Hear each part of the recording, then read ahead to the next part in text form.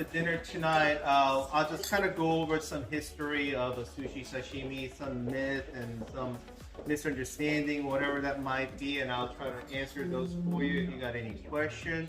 I'll do a little quick demonstration on some of the cuts and some of the preparation and the plating that actually will be tied into what you'll be actually having later tonight. So sushi. A lot of people automatically think sushi as a raw fish, but that is furthest thing from the truth. Sushi literally translates as a vinegar flavored rice. So sushi only means vinegar flavored rice. So there are different types of the sushi. Nigiri sushi, which is a little rice with a fish on top. Maki sushi, which means rolled sushi. So what you would commonly see at HEB is a maki sushi. And then there's a temaki sushi, which means a hand roll sushi. It looks like a little cone-shaped sushi roll. Kunkang maki sushi, which looks like a battleship roll, which you'll actually get a little glimpse of it later on today. Sashimi is actual phrase for raw slice cuts of a fish or vegetable or meat. It can be meat. Matter of fact, Japanese love eating beef sashimi, and I love beef sashimi. Italians love it. They call it carpaccio. So it is funny how it's a similar food, quite differently named, but carpaccio, sashimi, hopefully that kind of makes sense. Today we're going to do different types of a dish. We'll do some sample Asian style simple salad just to kind of get your appetite going, and then we'll follow with the sashimi. Again, it's a raw cuts of fish, and then we'll do some ceviche and little crudo, and then we'll do nigiri sushi, and we'll do maki sushi. We'll have both raw maki sushi and we'll have a cooked maki sushi. So let's get brave and try some of those, and then we'll finish the night with you know, a little cup of a miso soup. That is actually a very traditional method to finish your sushi. If you go to these tasting sushi bar, you don't finish with a dessert traditionally, you finish with a soup. But without further ado, let's grab a tuna and a snapper and a salmon, please. Alright, so here is a Japanese Madai, which is just a sea bream, basically a type of snapper. And if you notice, I have actually left the skin on there and I torched it. So you could actually eat the skin and the flesh together. And by torching it or heating it, you activate the fat layer right underneath the fish. So it actually does add a little bit of a flavor into it, because snapper or sea bream is extremely low fat. I mean, this is a zero fat fish basically, but it's delicious. So anyway, without further ado, I'll just have a little slice. And we have steak too. Non-sushi lovers. Cook sushi lovers. Yes. Okay, Joanne, you have your steak. I'll eat your sushi. Yes, somebody will be happy to have it. If you recognize this cut with this silver skin on the back, and this guest thought, you served me something unedible. What do you mean? It had a skin on it. Well, besides that kind of skin. That's not skin, it's a pigment underneath the salmon when you just scrape the skin off. But this is where the sushi chefs always hide it for their VIPs. This is the fatty tuna and a fatty salmon. Those fatty items, those are what we hide for our VIPs. And whenever you see these really thick white and orange segment, you know you're getting this stuff. So please don't complain. Thank you, and tip your sushi chef. But there's a different way to cut sashimi. Or that's a sharp knife. Oh yes. Love it. Sharp knife actually prevent you from having an injury. Oh yes, because you are not yanking it. If you are playing with a dull knife, pulling it, and if you miss it, oops. But if it's really sharp, I don't have to worry about it because I just need to glide it, and it does its job. So, you know, sashimi is all about just how to prepare an artistic, plate presentation of it, and just try to showcase the best possible cut on the fish. So this is a tuna, and tuna is just typically just straight cut.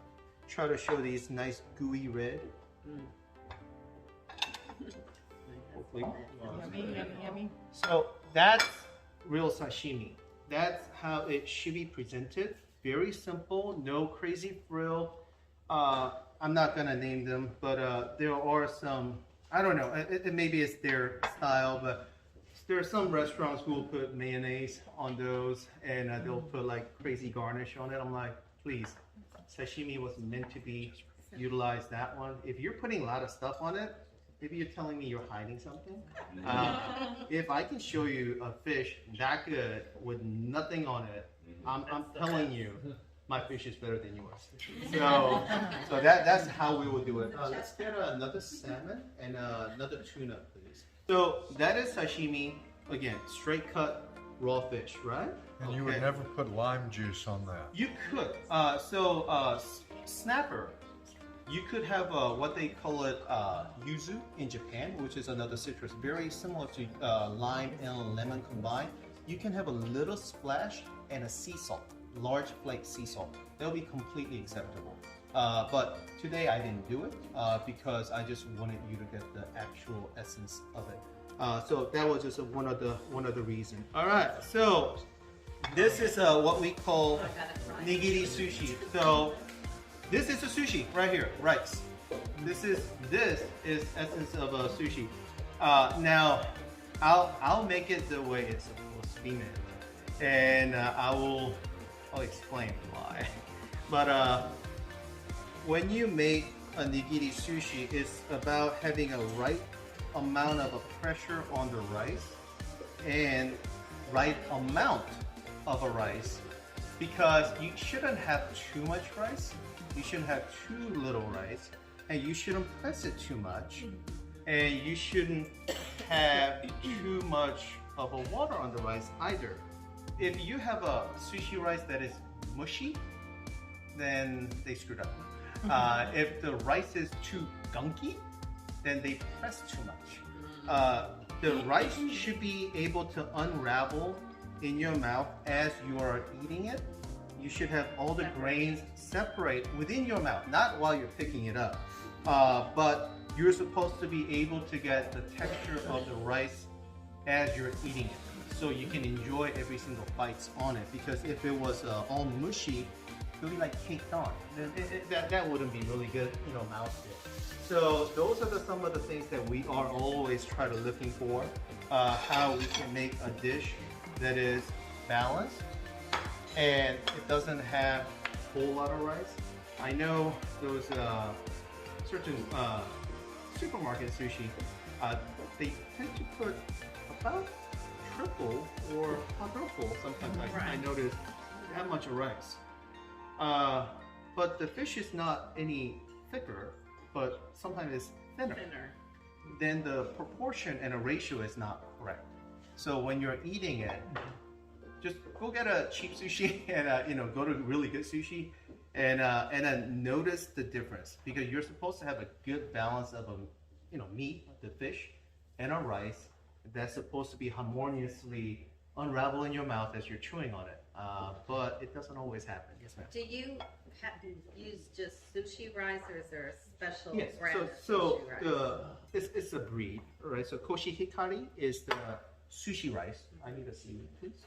Koshi Hikari is a Japanese breed of a short grain rice, and only those rice can be utilized for sushi.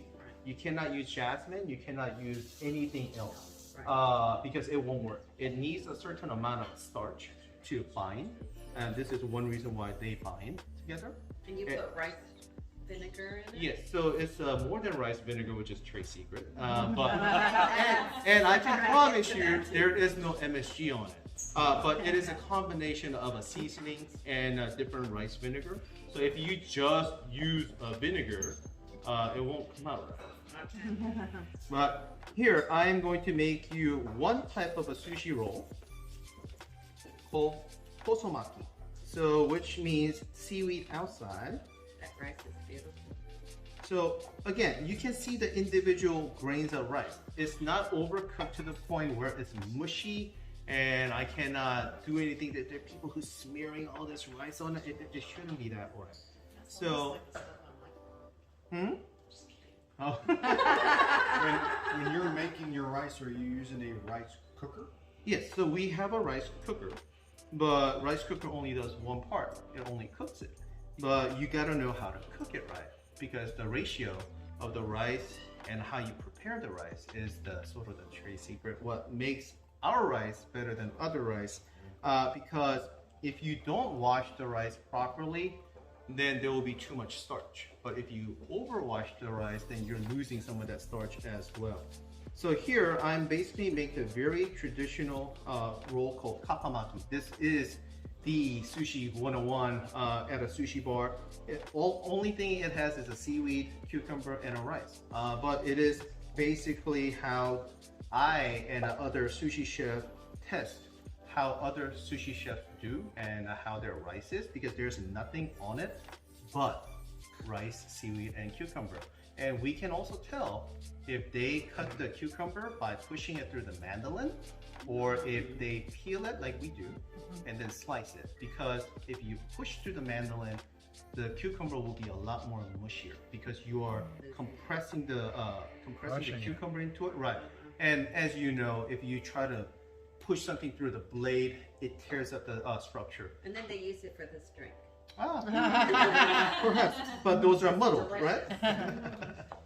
Anyway, so like when we go to an Italian restaurant, we get the spaghetti meatballs that you've never been in before. The base stuff. And this one is called again? kappamaki. Which One I and two I. Kappamaki. All right. if you go anywhere in Japan, you can get them. Oh, absolutely. If you go to any sushiya, so Japanese called sushi bar, sushiya. So it's funny, HEB's brand of a sushi is called sushiya. A lot of people don't know what sushiya means. They just think it's, oh, it's some random name. No, it really means sushi bar in Japanese. So like, we'll call cantina as the Mexican Tex-Mex, like a bar, whatever. Sushiya is Japanese for sushi. There you go. So that's how normal kappamaki will look. You want all the ingredients in the middle of it, and the seaweed is not popping out. You know, sometimes they put too much rice That would be my where the seaweed is just like, I can't hold it anymore, and it just pops. We don't want that. Is there a super special kind of seaweed you always use, or is it? It's just a normal seaweed nori. It's called nori seaweed, which is designed for sushi. So Wasabi, where does that come in? Like, and how do you Okay. like to use it to yeah, okay. So I'm glad you asked that okay. question. So I'm glad you asked. So on a sashimi, so traditionally speaking, they don't want you to dilute the wasabi into the soy sauce. I know. I know. A lot of people like to, like put their chopstick in there. This is like a ritual, Yeah, wasabi and soy sauce is like cocktail sauce with Right. So oysters. so the I love traditional. oysters, but I can't Traditionally, you smear a little dab on the fish and you just dunk it on a soy sauce lightly and then pop it in. Because you do want that wasabi just to open up your nose so you can really get the full flavor out of it. Don't put too much, it will make you cry. It is not avocado, please. I have seen it. Avocado. Oh yeah, a guacamole, right? And then they're same thing on the nigiri sushi. You just put a small dab on top and you'll dunk it into it.